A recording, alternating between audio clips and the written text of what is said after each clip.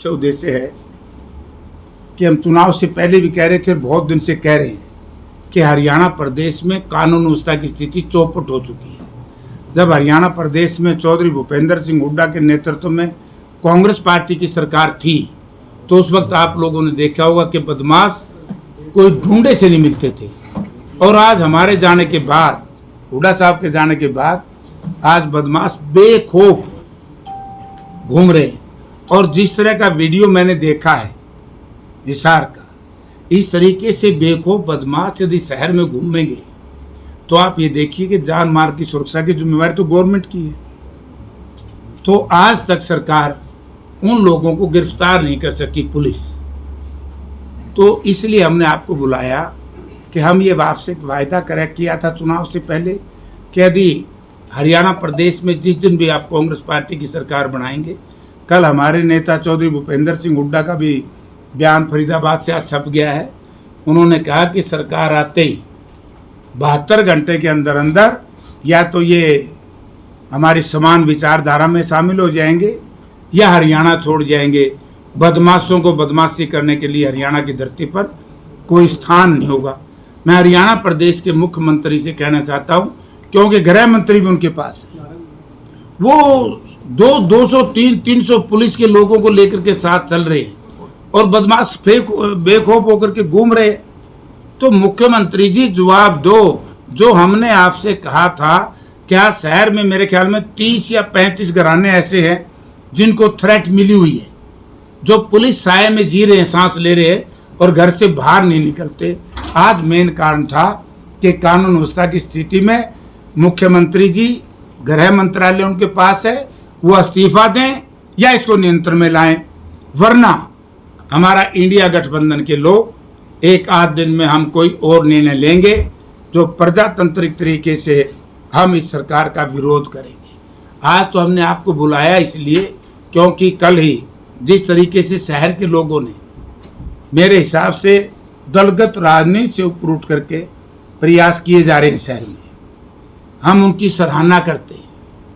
व्यापार मंडल के लोग भी हैं उसमें, दूसरे संस्थाएं भी हैं, सामाजिक संस्थाएं भी उसमें लगी हुई है। तो आज तो केवल इसका था कि लॉ एंड ऑर्डर हिसार में बिल्कुल खत्म हो चुका और मैं धन्यवाद भी करता हूं इस बात के लिए कि हमारे शहर की जनता का, कि इतना बुरा होने के बाद भी हमारे लोग शांति प्रियता में विश्वास रखते हैं और कानून के राज को मानते हैं, पुलिस पे विश्वास करते हैं। पुलिस कुछ भी नहीं करेगी, फिर हमने सरकार के खिलाफ निर्णय लेना पड़ेगा। सरकार तो ऑलरेडी अल्पमत में चल रही है, अल्पमत में चल रही है सरकार तो। अब जब हम अल्पमत में कहते हैं तो सरकार बहुमत की कहते हैं। मतलब ऐसी अजीब सरकार मैंने कहीं देखी। एक कहावत थी, तले धरती ऊपर राम, बीच में लटका फलाना राम। तो ये सरकार तो ना जमीन पे, ना आसमान पे, ना सरकार है ना सरकार नहीं है। यानी कि जो बीजेपी के खिलाफ मैं हमेशा से कहता हूँ कि लोक लाज से चलता है। भारतीय जनता पार्टी में देश की सरकार से लेकर के प्रदेश तक लोक लाज नाम की कोई चीज़ नहीं, शर्म नाम की कोई चीज़ नहीं। जिन लोगों ने पुलवामा जैसे मामले को आज तक इतना भारी जुल्म हुआ था, हमारे 40 जवान शहीद हुए थे और उस वक्त सर्जिकल स्ट्राइक के नाम से विदेश में सत्ता हासिल की थी, आज तक उसी का वो रिपोर्ट ही जनता के सामने नहीं आई, वो रिपोर्ट ही पार्लियामेंट के पटल पे नहीं रखी गई। तो जनता को ये चाहिए था कि बहुत अच्छा, अब की बार भी जनता ने बीजेपी को हराने के लिए कांग्रेस पार्टी को, इंडिया गठबंधन को ताकत दी। तो मैं जनता से यही एक निवेदन करूंगा कि ऐसी संवेदनहीन सरकार, जिसमें संवेदना, जिसमें दया करुणा नाम की कोई चीज नहीं हो, निर्दयी लोगों की सरकार से पीछा छुड़ाए। सोशल मीडिया पे कुछ पोस्ट वायरल हो रही है जिसमें हिसार के बढ़ते क्राइम को हिसार लोकसभा में कांग्रेस की सीट का, जो कांग्रेस की सीट जीती है उसका रिजल्ट बताया जा रहा है। इससे गंदी बात हो ही नहीं सकती। अगर कोई इस तरह की बात कहता है, इसका मतलब अपराध बीजेपी करा रही है। फिर तो बीजेपी है ही दोषी। अपराध रोकने की जिम्मेवारी तो हरियाणा सरकार की है, बल्कि इवन जो फेडरल फॉर्म ऑफ गवर्नमेंट में लॉ एंड ऑर्डर प्रदेश सरकार का मैटर है। इसलिए तो मैंने कहा कि मुख्यमंत्री इस्तीफा दे। आपके एसपी साहब से भी मुलाकात हुई है क्या जयप्रकाश जी? नहीं, मेरी मुलाकात नहीं हुई। हांडा साहब से मेरी टेलीफोन पे बात हुई थी, उसी दिन वो बदल दिए थे, क्योंकि हांडा साहब का भी एक सिस्टम था पहले एसपी का। चारों तरफ चलान कराने के लिए तो मेरे ख्याल में 200 सिपाही ला रखे होंगे, बदमाशों को रोकने के लिए एक नहीं। अरे भैया, चलान तो 2 दिन बाद भी हो जाएंगे। आज सबसे पहले बदमाशों की घेराबंदी करना, उनको पकड़ना, ये पुलिस की जिम्मेवारी है। इसमें पुलिस बिल्कुल फेल है आज तक। तो सोमवार को 5 करोड़ की फिरौती मांगी गई, मंगलवार को 2 करोड़ की फिरौती मांगी गई, फिर बुधवार को फिर 2 करोड़ की फिरौती मांगी गई। आज हालात ये हैं, नए नंबर से फोन आते ना तो ऑटो मार्केट वाले डरते हैं, फोन उठाएं या फिर ना उठाएं, कभी अगली दम। ऑटो मार्केट के लोग डरते, सारा हरियाणा डर रहा है आजकल। ये सही बात आपकी कि मैं ये कहता हूं, मैं उससे भी आगे बढ़ के कहना चाहता हूं कि मुझे शंका है कि ये जो अपराधी लोग हैं, इनको कहीं न कहीं 100% सरकार का संरक्षण है। सरकारी संरक्षण के बगैर या सत्ता में बैठे लोगों के संरक्षण के बगैर इस तरह का अपराध आज तक नहीं हरियाणा में कभी हुआ, चाहे सरकार किसी की भी रही। ये पहली बार है इस तरह की हालत प्रदेश में हो रही है। तभी तो मैं कह रहा हूं कि मुख्यमंत्री ने सरकार छोड़ देनी चाहिए, चला ही नहीं सकता, फेल मुख्यमंत्री है। जयप्रकाश जी का अगला कदम क्या रहेगा इसको लेकर? देखिए, आज 5 बजे हम उनसे मिलेंगे, उसके बाद इंडिया गठबंधन के साथियों से बातचीत करेंगे, और मैं व्यापार मंडल के लोग और जो हमारी सामाजिक संस्थाएं हैं, पहल उनकी है, वो जो करेंगे हम उनके साथ हैं, ठीक है कि नहीं? क्योंकि हम नहीं चाहते इसको राजनीतिक रंग देना। हम चाहते हैं कि शहर के सभी लोग मिलकर के दलगत राजनीति से ऊपर उठ करके एक लड़ाई लड़े सरकार के खिलाफ। मैं तो बीजेपी के साथियों से भी कहना चाहूंगा कि अगर थोड़ी सी इंसानियत और नैतिकता है, उन्होंने भी सड़कों पर आकर के लड़नी चाहिए लड़ाई। ये तो एक इंसानियत को बचाने की लड़ाई है भैया। सर, आपने सबसे पहले कहा कि समान विचारधारा में शामिल हो जाएं या फिर हरियाणा छोड़ जाएं। हाँ, समान विचारधारा में शामिल हो जाएं, इसका क्या मतलब समझ में? भाई, देश के साथ, प्रदेश के साथ शांतिप्रिय तरीके से रहें। ये तो कोई तरीका नहीं है कि आवें गोली चलावें, आवें टेलीफोन कर दें, 1.5 रुपये, बोला कमावे कौन और खावे कौन। हमारा कहने का है कि या तो वो जनता के साथ जिस तरह जनता जी रही है ऐसे जिए, बदमाशी छोड़ें। नेट सेल में ये है कि वो बदमाशी छोड़े। अगर वो बदमाशी नहीं छोड़ते तो हरियाणा छोड़े, वरना फिर कानून अपना काम करेगा। ये सवाल तो ये भी उठ रहा है सर कि देखिए, ऑटोमेटिक मैगजीन वाली गन्स आ रही हैं, इतना बड़े रोल के ऊपर असला बारूद आ रहा है, आ कहां से रहा है? मैं इससे आगे भी एक प्रश्न आपको करता हूं। यही तो मैं कह रहा हूं कि जिस पार्टी ने लाशों के ऊपर गुजरात में सरकार बनाई हो, गोंधरा कांड कितना बड़ा कांड था, जिस पार्टी के राज में पुलवामा जैसा कांड हुआ हो, आज उसी पार्टी का तो राज है यहां। इससे हम न्याय की बात कैसे कर सकते हैं? और इस पे विश्वास कौन करेगा? यानी कि आपको याद होगा, एक उदाहरण मैं देना चाहता हूं। चौधरी भूपेंद्र सिंह हुड्डा मुख्यमंत्री थे, एक हांसी में व्यापारी की हत्या कर दी थी, आड़ती की। देखो उन लोगों का क्या हर्ष हुआ था। तो ये कर क्या रहे हैं सरकार वाले? और यहाँ का जो लोकल मिनिस्टर है वो क्या कर रहा है? उसकी जिम्मेवारी नहीं है। ये नकली हवाई अड्डे के उद्घाटन करने जुट रहे हैं, लाइसेंस नहीं है आज तक। मेरे ख्याल 5वीं बार कर दिया होगा, 8वीं बार हो गया, फिर जमा जुर्म हो गया। और भारत सरकार अब भी कहती है कि हमारे से तो इनका अभी लाइसेंस मिला नहीं है। मतलब सारे झूठों की सरकार है यार, झूठ बोल रहे हैं। जयप्रकाश जी देखिए, उन्होंने 1 हफ्ते का टाइम दिया था, 1 हफ्ता करीबन होने वाला है, 5 करोड़ की फिरौती मांगी कल परसों जाएगा। अब अगर कल को कुछ ऊंच नीच हो जाती है तो इसका जिम्मेवार कौन माना जाएगा? अभी तक वो व्यक्ति पुलिस के द्वारा पकड़े नहीं गए हैं, और जिस व्यक्ति को फिरौती मिली है, फिरौती मांगी गई है, जिससे वो बेचारा डरा बैठा है। ये सही है। इसका जिम्मेवार होगा हरियाणा प्रदेश का गृह मंत्री, क्योंकि गृह मंत्री की जिम्मेवारी है। गृह मंत्री जिम्मेवारी लगाए, जिस भी पुलिस अधिकारी की या जो भी टास्क फोर्स बनानी है, एसटीएफ बनाना है, स्पेशल टास्क फोर्स बनानी है, ये उसकी जिम्मेवारी है।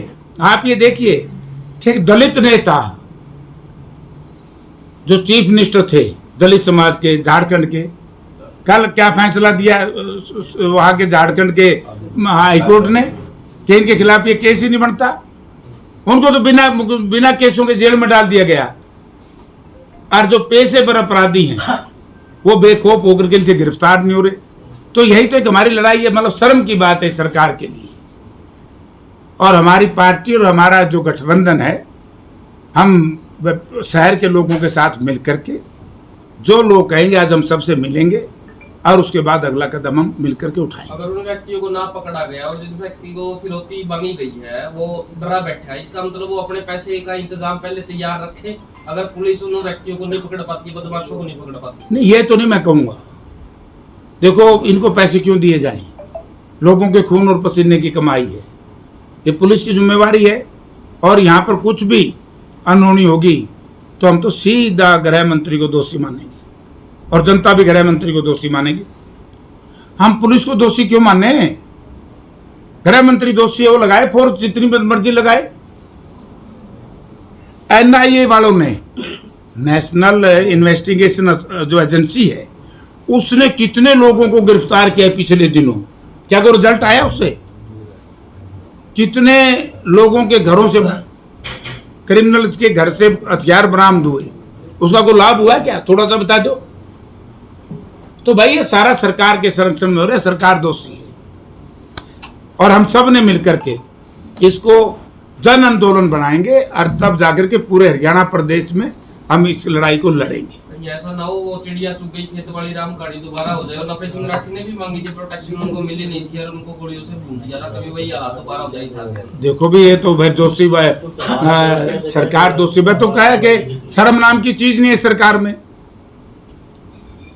अगर थोड़ी सी भी शर्म होती है, आप ये देखिए आज छठा दिन तो हो गया मेरे ख्याल में इसके महिंद्रा वाले के, सुप्रीम मोटर वाले के। पांचवा तो पक्का ही है, छठा दिन है। हाँ, पांचवा छठा दिन है। बताओ क्या हुआ? एसपी बदल दिया। अरे एसपी के बदलने से थोड़ा काम चलता है। गृह मंत्री को बदलो, मुख्यमंत्री को बदलो। और सरकार नहीं चला सकती, इस्तीफा देकर के बाहर आओ। लोगों को क्यों लूट खसोट मचाई हुई है? भ्रष्टाचारियों की सरकार है।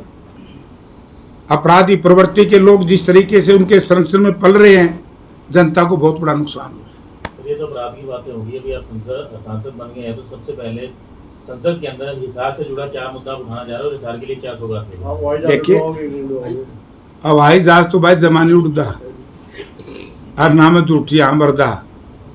एक बार मैं 2004 में चुनाव लड़ रहा था, तो एक गांव के लोग कहने लगे वो इलाका यहाँ से अपने से अलग हो गया। बोला जयप्रकाश जी वोट तो दोगे, SYL का पानी लाओगे? माँ SYL का पानी तो आंदा नहीं, वोट दियो चाहे ना दियो, क्योंकि 10 दिन के बाद रिजल्ट आओगा, फिर कहोगे पानी लिया।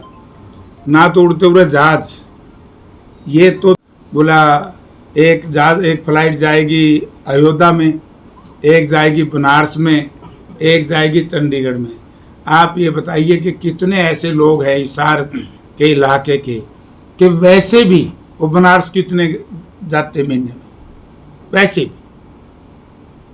क्योंकि ये तो एक साहूकार परिवार के लिए शायद ये 7000 एकड़ जमीन इकट्ठी कर दी।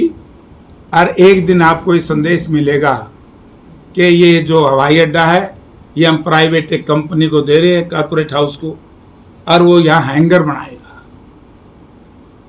क्योंकि उन्हें सारे दिल्ली के देश के हवाई अड्डे ले लिए ना, एयरपोर्ट। एक दिल्ली वाला बच रहा है, दिल्ली वाला बच दें, दिल्ली में जगह कम है। ये एक परिवार के लिए इंतजाम हो रहा है, जनता के साथ धोखा हो रहा है। तो आप संसद में पहुंच गए हैं, तो असलियत पता लगा ही सकते हैं वहाँ से। 100% लाएंगे, क्योंकि इस सेशन में क्वेश्चन आवर नहीं होता। हम क्वेश्चन लगा नहीं सकते, ना हम इसमें पूछ सकते। तो जैसे ही अगला सेशन आएगा हम इसको प्राथमिकता के आधार पर ये करेंगे। एक हमारा और पेंडिंग है मामला भारत सरकार से संबंधित। हमने जो थर्मल पावर प्लांट लगाया था, क्योंकि पावर दोनों का मिक्स है, झाड़ली में एक NTPC से मिलकर के हमारी साझेदारी में प्लांट लगा था। क्या कारण है जो हुड्डा सरकार ने इतने भारी बिजली का इंतजाम किया था, आज वो पावर जनरेशन कम क्यों कर दी, जनरेट करनी कम क्यों कर दी, और एक प्राइवेट व्यक्ति से महंगे भाव में बिजली खरीदी जा रही है। बहुत से ऐसे इश्यूज हैं जो मैं पार्लियामेंट में उठाऊंगा। एक हम उठाएंगे, बड़ा भारी इशू है शहर के लिए। शहर को मैं बड़ा आश्चर्य हुआ एक नेता का बयान सुन करके, बोला जेपी तो वैसे कह रहे हैं हिसार शहर काउंटर मैग्नेट टाउन नहीं है, ये उसमें है। अब मनोहर लाल जी पे महकमा आ गया, क्योंकि जो एनसीआर के जो इंचार्ज होते हैं ना, एनसीआर डेवलपमेंट बोर्ड जो बना है उसके चेयरमैन मनोहर लाल जी हैं। और मुझे आशा है कि यहाँ के हमारे जो मंत्री जी हैं कमल गुप्ता जी, वो हमारे लोकल बॉडी मिनिस्टर से मिल करके, जो शहरी विकास मंत्री हैं भारत के, उनसे बात करके जो ग्रांट हमारी है, क्योंकि जैसे वहाँ से पैसे ले आएंगे, यहाँ के विकास की जिम्मेवारी जितनी हरियाणा सरकार की है उतनी भारत सरकार की भी। एयरपोर्ट का जिक्र चल रहा था, दिल्ली के अंदर टर्मिनल की छत गिर गई, आपने देखा होगा, 5 व्यक्ति की मौत हो गई और मार्च सन 2024 के अंदर ही उसका उद्घाटन हुआ। एक ही हुई है शायद, 5 और दूसरी जगह होगी। अगला बता दूं, कंफर्म ही है। अगला बता दूं, राम मंदिर में पानी चूक गया। और उससे आगे बता दूं, जो सेतु बनाया था वो टूट गया। उससे आगे बता दूं, जो प्रजातंत्र का सबसे बड़ा मंदिर है, पार्लियामेंट की बेसमेंट में पानी बढ़ गया था। ये तो गलत लोगों के हाथ में देश की जनता ने सत्ता दे दी, इस देश को बर्बाद करने में तुले हुए। आपने किरण चौधरी को लेकर बयान दिया, उसमें आपकी पार्टी से लेकर और बीजेपी तक सब ने अब वो पुराना हो लिया, मैंने जो बयान दिया था वो मैं सारा क्लियर कर चुका हूँ, और आज मेरे बयान से संबंधित उसका बयान पढ़ लो। सर, एक दर्शक का सवाल है, हमारी पार्टी ने फैसला कर दिया है, हम प्लेटफार्म के ऊपर, पब्लिक प्लेटफार्म पे कोई नुक्ताचीनी नहीं करेंगे। कौन क्या कहता है, कौन क्या सुनता है, ये सारी जनता को पता लगा। राहुल जी के साथ मीटिंग रही थी तो आप भी शामिल रहे होंगे, तो उसमें क्या निकल कर आया हरियाणा के लिए, क्या बहुत अच्छा, हरियाणा 80 सीट लेकर के आएगा। सर, एक दर्शक का सवाल है, क्राइम तो तेजी से चल रहे हैं लेकिन गटर सीवर से व्यवस्था बंद है, ये सही है। जो हमने मैं यही तो कह रहा, आपने सड़कें बनाई थी, उनके गड्ढे नहीं खत्म कर सके। जो सीवरेज और वाटर सप्लाई हुड्डा सरकार में आई थी, उसको ये सफाई नहीं कर सके। एक यहाँ नहीं भाई साहब, न्यू मॉडल टाउन में मील गेट के ऊपर तो ऐसी बुरी दुर्दशा है लोगों की, मतलब बदबू बुरी तरीके से आ रही है, लोगों के घरों में गटर का पानी बढ़ जाता है। यानी कि संवेदनशीलता तो इस सरकार में है ही नहीं। मानो तो यहाँ का मंत्री देख लो क्या कर रहे हैं, अभी थोड़े दिन बाद से वोट मांगना होगा, एक सिर्फ धर्म के नाम से वोट मांगेंगे और कुछ नहीं, सिर्फ जात के नाम से वोट मांगेंगे। हम ये कहना चाहते हैं, हम सब हिंदू हैं, हिंदू धर्म में सबकी आस्था है, जो भी हिंदू है सबकी आस्था है। धर्म को राजनीति से नहीं जोड़ना चाहिए और जात को भी राजनीति से नहीं जोड़ना चाहिए, इनको अपने सिस्टम में रहना चाहिए। बीजेपी ये बताए कि इन्होंने यहाँ शहर में अच्छा काम क्या करे है, और मैं तो शहर के लोगों का धन्यवाद करता हूँ। शहर ने कांग्रेस पार्टी को बहुत ज़्यादा वोट दिए, चाहे हमारे है, लेकिन आज केंद्रीय गृह मंत्री हरियाणा में है और भाजपा को चुनाव जीतने की रणनीति बता कर रहे हैं, आप 80 सीटें बताओगे। वो अपनी खोए हंड है, बोला बाबा ये बोला मैं अपनी खोए हंड हूँ, ये 400 बदे 235 पा लिए, इनका है क्या? हंडे जाओगा गृह मंत्री, हंडे जाओ, सड़क पे तो कोई घूमू भाई। सर, बीजेपी के बड़े नेता कह रहे हैं कि कांग्रेस ने 5 सीटें झूठ बोल करके जीती है, जहाँ तक कि नायब सैनी भी मतलब आरोप लगा रहे हैं। कि नायब सैनी भी ये इस तरह के आरोप लगा हुआ, तो पानी तो भर गया सारा देश, जिन्हें राजनीति की ABCD का ज्ञान नहीं है। अगर राजनीति की ABCD का ज्ञान होता, क्या मनोहर लाल सैनी ये नायब सैनी, इतना बड़ा अपराध यहाँ हिसार में हुआ है, इतनी बड़ी दुर्घटना हुई है, आकर के चल आया क्या यहाँ? क्या उन्होंने आना नहीं चाहिए था? गृह मंत्री का मंत्रालय प्रभार उनके पास नहीं है, गृह मंत्री तो बात की बात है, लोकल विधायक की नजर नहीं आएगा। तो फिर उनकी यार क्या चर्चा करो, तो फेल सौदा हो रहा है उनका तो सम्मान कुछ नहीं बचा। ये तो बर्बाद करेंगे 4 महीने में प्रदेश। अभी ये कहेंगे तो नायब जी चलेंगे, वो कहेंगे तो कौन होगा? हाँ, ये बात है। क्योंकि हो सकता है मनोहर लाल जी ने उनको कहा नहीं हो भाई हिसार जाने के लिए, क्योंकि मनोहर लाल जी भी परेशान है। मनोहर लाल जी का बहुत चेता था रणजीत सिंह, और यहाँ के लोगों ने उसको हरा दिया है। मैंने नहीं हराया, चेता तो बहुत लोगों का था वो, अब हरा दिया तो मैं क्या करूं भाई। ये शहर से बदला लेना भी माड़ी बात है, इस तरह का घिनौना काम नहीं करना चाहिए था बीजेपी ने। तो संविधान सभा चुनाव को लेकर क्या कुछ रणनीति तो हमारा काम चालू है। 13 तारीख को चौधरी भूपेंद्र सिंह हुड्डा, उदय भान जी और पार्टी के शीर्ष नेतृत्व यहाँ आ रहा है। हमारे हर जगह कार्यकर्ता सम्मेलन चल रहे हैं और उसके बाद रैलियाँ चलेंगी। हम लग रहे हैं काम।